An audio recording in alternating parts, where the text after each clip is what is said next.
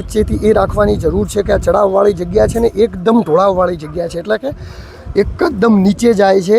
એટલે અહીંયા કોઈ બાળકો સાથે આવો તો એકદમ સાચવી અને આરામથી અહીંયા ચાલવાનું, કારણ કે અહીંયા ઘણી બધી જગ્યાએ કીચડ હોય છે, ત્યારબાદ પાણી પણ હોય છે, એટલે કોઈનો જો પગ લપસી જશે તો ઈજા થવાની મોટી સંભાવના રહેલી છે. નમસ્કાર, રામ રામ દોસ્તો. આજે આપણે એક એવી જગ્યાએ આવ્યા છીએ જે જગ્યાનું લોકેશન જોઈને તમે મંત્રમુગ્ધ થઈ જશો. બનાસકાંઠાના મિની કાશ્મીર તરીકે ઓળખાતા હાથીન્દ્રા ગામની અંદર આપણે આવ્યા છીએ, જે સંપૂર્ણપણે હિન્દુ રાષ્ટ્ર ગામ છે એવું અહીંયા બોર્ડની અંદર લખેલું છે. મિત્રો, આ જગ્યા આવેલી છે પાલનપુરથી 20-25 કિલોમીટર, પરંતુ તમે વરસાદી માહોલની અંદર અહીંયા આવશો તો આનું લોકેશન જોઈને તમે મંત્રમુગ્ધ થઈ શકશો. મારી પાછળ તમને જે દેખાઈ રહ્યું છે પહાડ અને જગ્યા હાથીન્દ્રા તરફ જાય છે. આપણે એ તરફ જવાના છે ને અહીંના અદ્ભુત લોકેશન હું તમને બતાવીશ, અને રીમઝીમ વરસાદ પણ ચાલુ થઈ ગયો છે તો તમને ખૂબ જ મજા આવશે. તો આ વિડીયોની અંદર બનેલા રહેજો. અહીંની ઐતિહાસિક પૌરાણિક વસ્તુઓ પણ હું તમને બતાવીશ. નમસ્કાર મિત્રો, રીમઝીમ વરસાદનો માહોલ ચાલુ થઈ ગયો છે અને હું અને એ બી ભાઈ બંને આવ્યા છીએ હાથીન્દ્રા. અહીંયા એટલું મસ્ત વાતાવરણ છે, આપ જોઈ શકો છો. આ બાજુ રાધા કૃષ્ણ ભગવાનનું મંદિર આવેલું છે ને આ બાજુ એક મોટો ધોધ છે જ્યાં જળાશય છે, અને અત્યારે વરસાદના માહોલમાં અહીંયા ઘણા બધા લોકો ફરી રહ્યા છે. આપ જુઓ છો કેટલી બધી ગાડીઓ અહીંયા આવેલી છે અને ફરવા માટે ઘણા બધા લોકો અહીંયા આવી રહ્યા છે.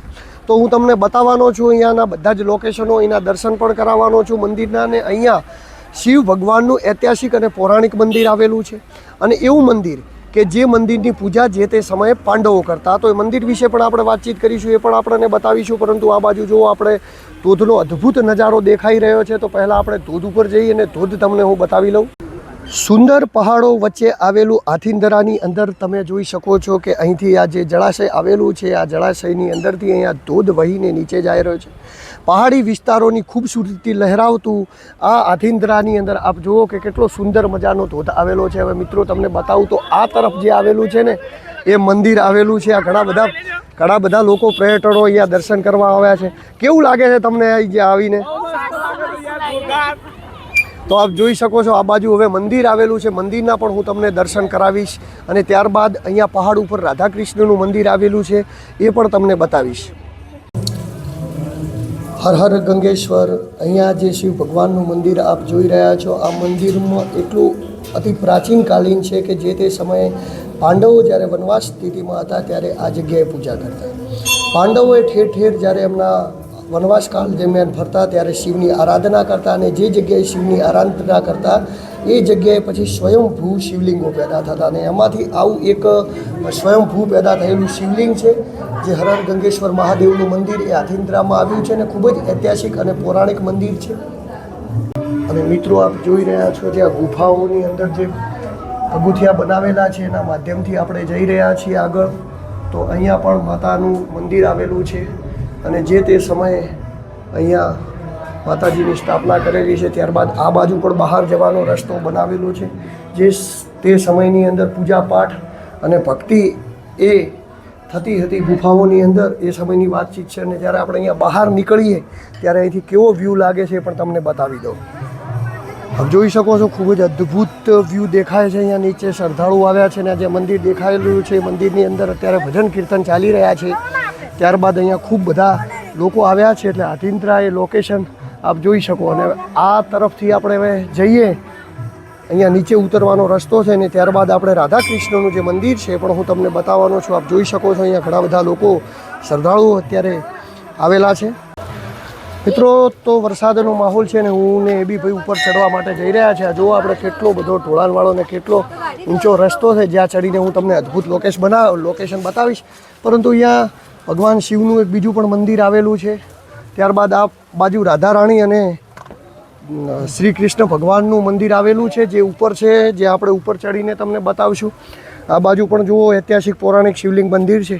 વરસાદ ચાલુ છે એટલે એક નંબર લોકેશન છે. અત્યારે ખૂબ જ સુંદર અને અતિ સુંદર જેવું વાતાવરણ છે. હવે આપણે ઉપર જઈએ અને ત્યારબાદ આપણે ફાઇનલી મિત્રો આપણે આવી ચૂક્યા છીએ હાથીન્દ્રા પર્વતની ટોચ ઉપર. આ જગ્યાએ રાધા કૃષ્ણ ભગવાનનું મંદિર આવેલું છે ને જેને પ્રેમ મંદિર તરીકે ઓળખાય છે. એટલા માટે અહીંયા જોઈ શકો કે કપલો એ ઘણા બધા અહીંયા મંદિરે ફરવા આવે છે. પરંતુ અહીંનો જે આપ લોકેશન જોશો ને તે ખૂબ અદ્ભુત છે. કેમ છો? મજામાં છો?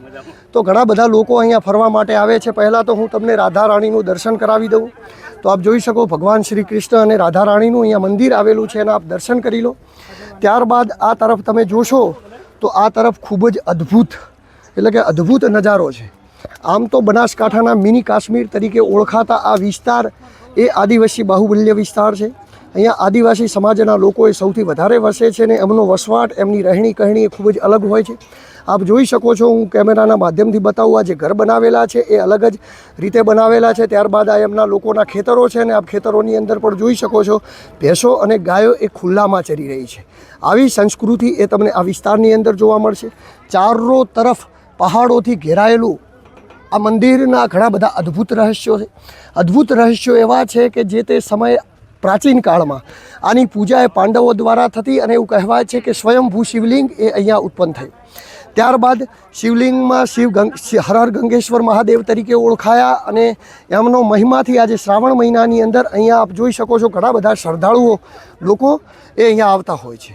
જોકે લોકો શ્રદ્ધાળુ સાથે હરવા ફરવાનું પણ આ સ્થળ હોવાથી તો અહીંયા શ્રદ્ધાની સાથે હરવા ફરવા પણ માટે લોકો આવે છે. ને આપ જે ફરી રહ્યા છે પોઈન્ટ ઉપર સેલ્ફી, વિડીયોગ્રાફી અને ફોટોગ્રાફી માટે ખૂબ જ ફેમસ છે, જે તમે જોઈ શકો છો.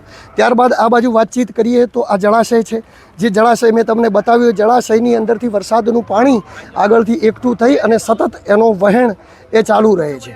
ત્યારબાદ આ બાજુ વાતચીત કરીએ તો ખેતરો આવેલા છે, પહાડો આવેલા છે ને જે જગ્યાએના જે ગેટ ઉપરથી આપણે એન્ટર થયા હતા એ ગેટ પણ અહીંયા આવેલો છે. ને અહીંયા જો કેવા ખેતરો આવેલા છે ને ખેતરોની અંદર મિત્રો ફુવારા પણ ચાલી રહ્યા છે.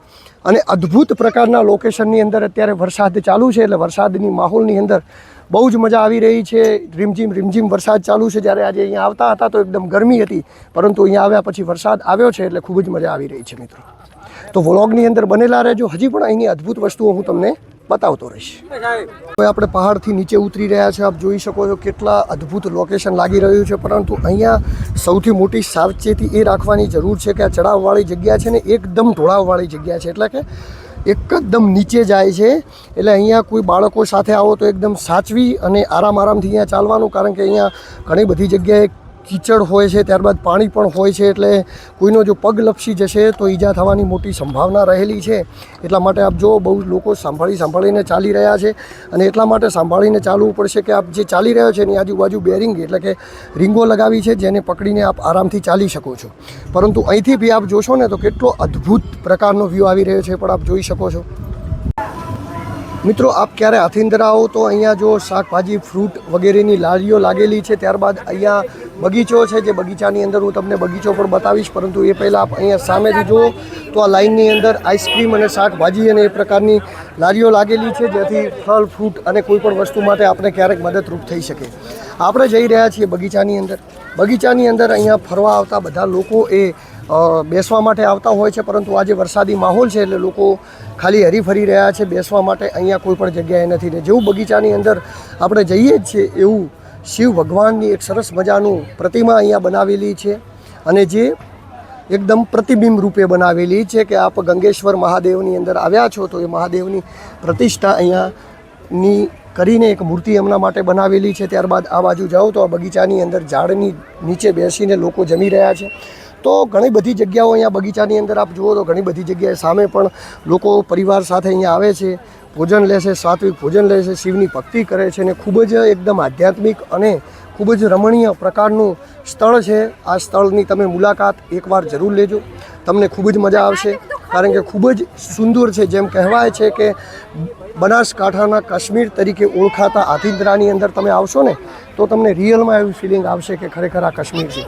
અમે અહીંયા આવ્યા ત્યારે મન કેટલું અશાંત હતું અને અત્યારે અમારું મન કેટલું શાંત થઈ ગયું છે અમે જાણીએ છીએ. તો મિત્રો, તમને જો મારા વિડીયો ગમતા હોય તો મારી ચેનલને લાઈક, સબસ્ક્રાઈબ, ફોલો કરતા રહેજો અને હું તમારા માટે આ જ પ્રકારના અદ્ભુત સ્થળોના વિડીયો બનાવતો રહીશ. નમસ્કાર.